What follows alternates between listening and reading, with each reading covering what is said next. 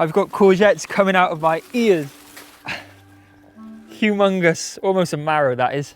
When I have too many zucchinis, I make a kimchi style ferment with them. It's super simple and the best way to preserve your harvest for a long time. I chop my courgettes into large chunks and add them to a mixing bowl, along with some finely chopped homegrown spring onions. I add a load of garlic too. I usually just eyeball this depending on how many courgettes I have. For a little umami, I add some soy sauce and some seaweed flakes, plus some local honey for sweetness. And then the really important ingredient, beautiful Korean red chili flakes. I take note of the weight of everything in the bowl and add 2% of that weight in sea salt. The salt will draw the moisture from the courgettes to create our brine, while also creating the right environment for the lactobacillus bacteria that's on the skins of the courgettes to get to work and give us our lovely tangy fermented flavor. I give everything a really good mix and leave it for around 2 hours until plenty of that brine has formed. It all gets packed tightly into my sterilized jar and I use a muddler to press everything down beneath that brine. I use a couple of leaves from the garden as a little plug, then a fermentation weight on top. This keeps everything submerged beneath the brine, which is really important during fermentation.